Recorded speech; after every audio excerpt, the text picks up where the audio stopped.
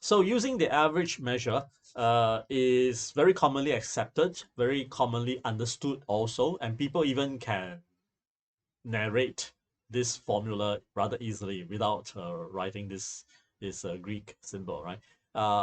Yes, these are the nice attributes. In fact, easy to compute, easy to imagine. Most people understand, and most people means very importantly your boss, your customers, your supervisors, your students, whoever, right? Your peers, and they all will not doubt you.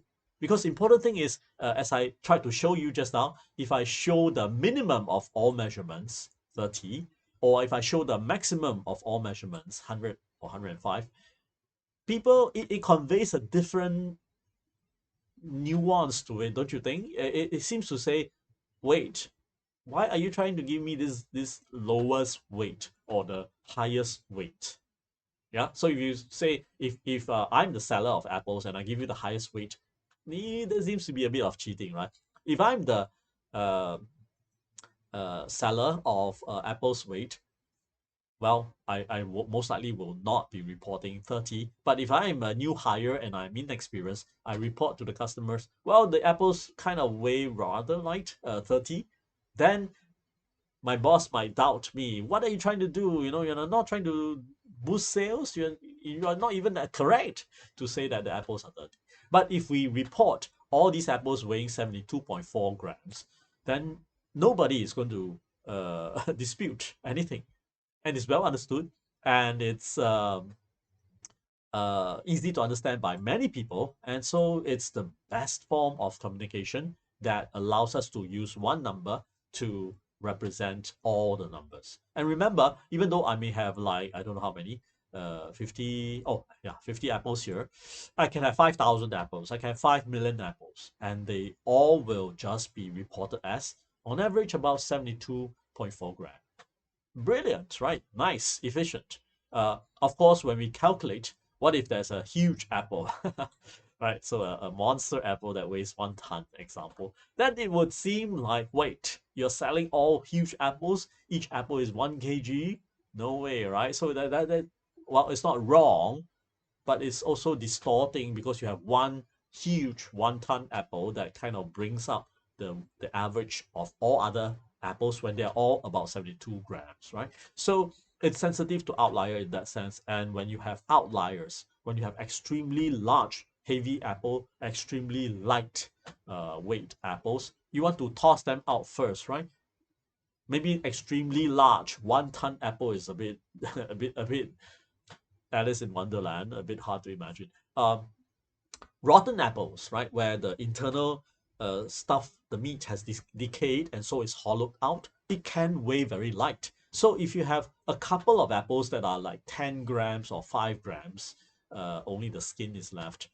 It is a fact that they are there, and so you average them, they bring down as if all your apples are very lightweight, non-juicy apples. So that is problematic because you are underselling yourself, right? If you're the seller of apples, so you want to toss out the rotten ones first. You want to toss out the extremely large ones because maybe separately you can sell them for higher prices, right? So you want to toss out extreme ones and then find the average. That would be the right way to do. We also have the median, right, and the mode as measures of central tendencies, and they are really good measures as well, right? So if we use the median, the formula is to first kind of not necessarily sort them ascending order, but to organize them so that on the left side of the middle value, all weights are lower than this middle value. On the right side, all weights are larger than the middle value. And that's it. That's it, right? So the middle value will kind of balance it out. And median will be very easy to imagine because most people can understand this concept as well. Most of the time, I won't say all the time, but in many cases, mean and median don't differ that much. So if you get a median and the mean is not computed with large extreme outliers, then you're kind of pretty close most of the time. So median is quite understood by a lot of people.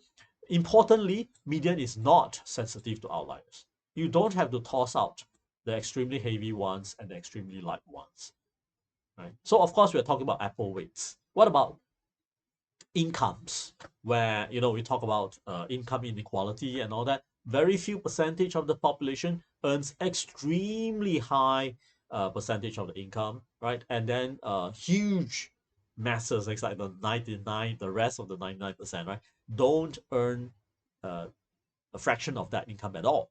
So then if you average, it's as if that country has a population that on average earns a lot on average. But if you find the median, right, then you find that, hey, no, that's pretty low, because the median is going to look at the counts rather than the values. So in some sense, median, uh, okay, so if I can erase the scribblings, um, so in some sense, the medians, right, is a nice way to avoid extreme value disturbances. So very, if a country has a lot of people not earning anything, and some people earning a lot, then it will not be so sensitive to those extreme income earners. However, we don't have a nice mathematical way. That doesn't mean we cannot compute it using computers. It is also quite easy to write median programs to calculate median values. What is less easy to handle here means mathematically we cannot write a summation to perform addition, subtraction, integration. We cannot do those easily because of the sort here, or special arranging of the numbers, which it cannot be described nicely in terms of mathematics. That's the problem.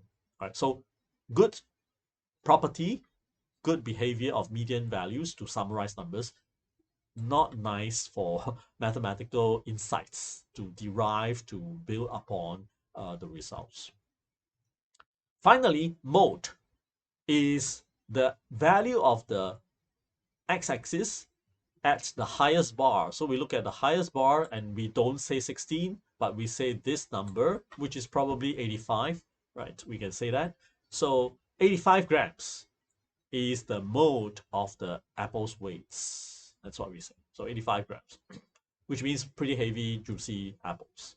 Uh, this again is not sensitive to outliers, as you can see from the bar chart here, right? So if you have an apple weight that is 1 kilograms, 1,000 grams, no, the mode is the same, doesn't get affected at all. It has a sense of majority, right? Because 16 is the largest. And anytime you have the largest, that is definite, very clear, right? So it is the majority. But of course, you can imagine what happens if the neighboring count is also 60. Not impossible, isn't it? If that's the case, then you have a problem. Should I report 75, 85? Do I take the average of the two, and that kind of thing? So what happens if you have the two equal 16s, but they are all very disagreeing with each other, right? So if they are far apart, they're not like next door to each other, then averaging is not even going to be the right thing to do. It's very strange, right?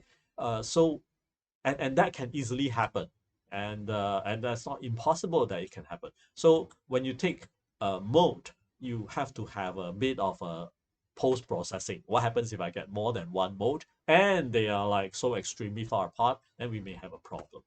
So no, not always unique, and may have multiple answers. And you might have to say the modes.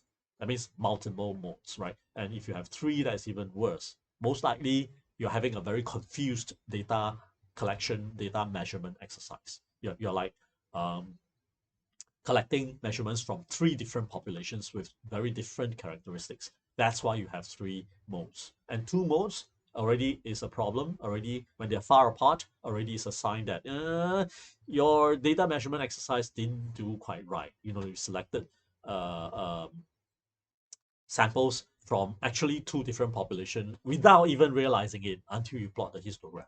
Yeah, so that might indicate a problem. Now, mode also is very common nowadays. When you open up YouTube, the most popular, right, videos will be shown first. What do you mean by popular? A lot of viewings. A lot of viewings means frequency of visit to that particular video is the highest, right? And that just means mode. And therefore we say the mode YouTube video is this.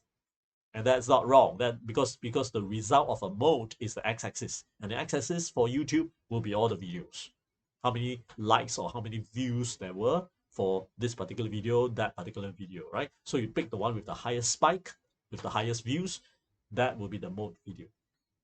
So as interesting as it sounds, again, this doesn't have a mathematical description. Little bit problematic to infer insights from it, but still very useful as we have seen. Yeah. So these are the three commonly used measures for central tendency. What is central tendency? Quickly, one number that summarizes masses of numbers.